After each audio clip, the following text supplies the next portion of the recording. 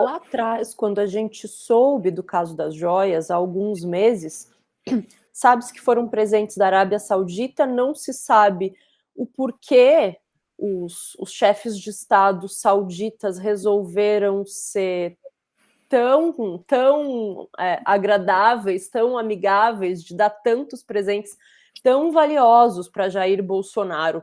Mas é bem importante, eu acho, a gente lembrar de um ponto. No ano passado, o Brasil vendeu boa parte das suas refinarias. E a refinaria com maior capacidade de refino do país era a refinaria Landulfo Alves, na Bahia, e foi vendido para um grupo dos Emirados Árabes, o grupo Mubadala.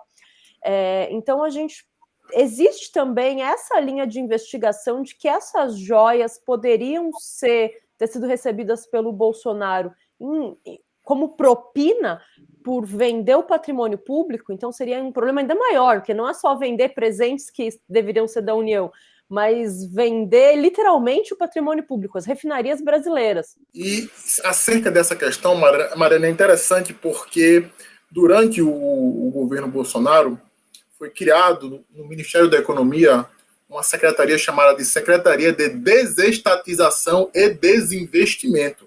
Então, vejam, é um sinal de que a política de administração dos bens públicos era uma política de rapina, era uma política de privatização, uma política de se desfazer desavergonhadamente do patrimônio público.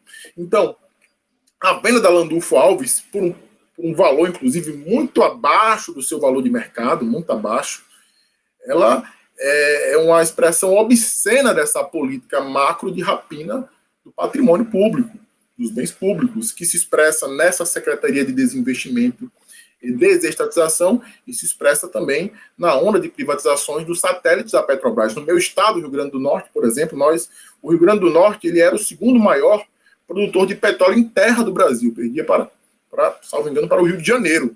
Aqui no Rio Grande do Norte havia uma série de refinarias, a Clara Camarão, por exemplo, que foi privatizada recentemente. O processo de privatização deu-se início no governo Bolsonaro, recentemente foi privatizado. Uma consequência direta da privatização foi justamente o aumento do preço do diesel. E também foi privatizado em valores muito abaixo do mercado. Então, é um sinal muito forte de que o esquema de corrupção de Bolsonaro e os agentes do seu governo e sua família, eles realmente têm uma amplitude internacional. Eu não ficaria surpreso se essas joias fizessem parte desses esquemas. Gustavo, eu queria te ouvir um pouco a respeito de como saem as Forças Armadas dessa história toda, né? Lembrando que esse caso das joias, em específico, envolve dois militares, o próprio Mauro Cid, que era ajudante de ordens, mas descobriu-se com o avanço das investigações nessa semana que o pai dele, Mauro Lorena Cid, né, um militar de alto escalão, também se envolveu nessa história, contribuiu para que esse dinheiro passasse por algumas mãos antes de chegar num destino final. É mais uma questão que coloca em xeque a reputação das Forças Armadas, tão combalida aí por conta dessa aliança com o bolsonarismo. E agora, diante disso, né, de um militar de alta patente envolvido numa coisa tão mesquinha, fica complicado, né? Interessante, Thaís, é que Mauro Cid, se nós formos analisar a carreira dele, ele seria, por exemplo, aquele aluno que nos nossos tempos de colégio sentava na frente, tirava todas as dúvidas com o professor, só tirava 10. Ele, dentro da carreira militar, ele é alguém que é visto como uma figura bem-sucedida, uma figura com as maiores notas da academia, uma figura com o melhor desempenho em suas atividades dentro do Exército, dentro da caserna. Então, você vê, o Mauro Cid, ele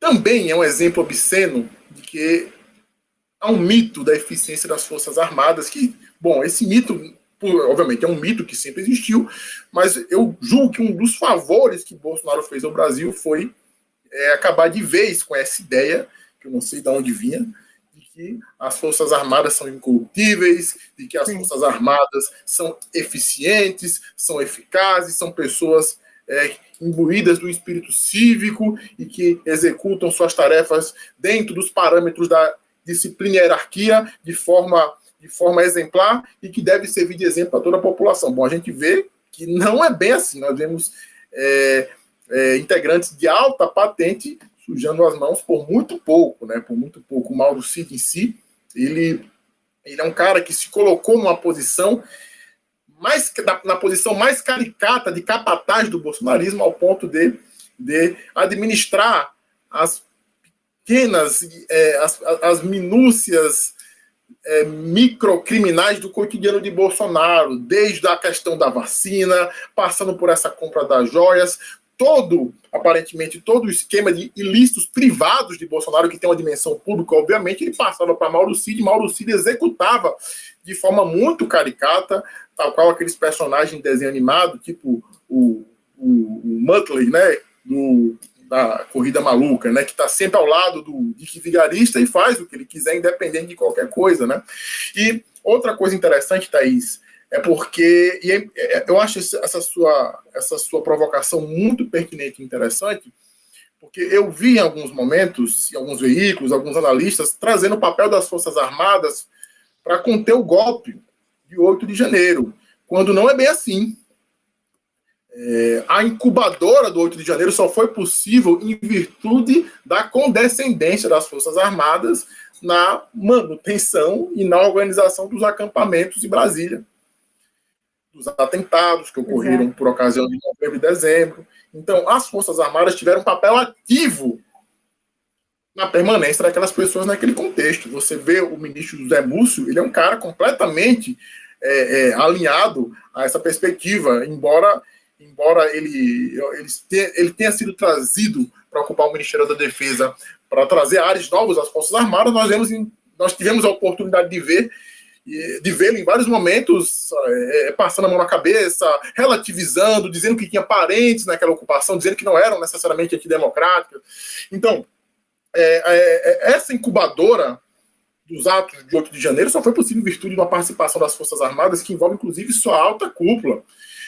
Uma alta cúpula disposta a sujar as mãos. Veja só, a questão da alfândega, né, salvo engano, das joias também. Bom, eu não lembro o nome, mas foi um militar de alta patente que foi parado na alfândega com as joias.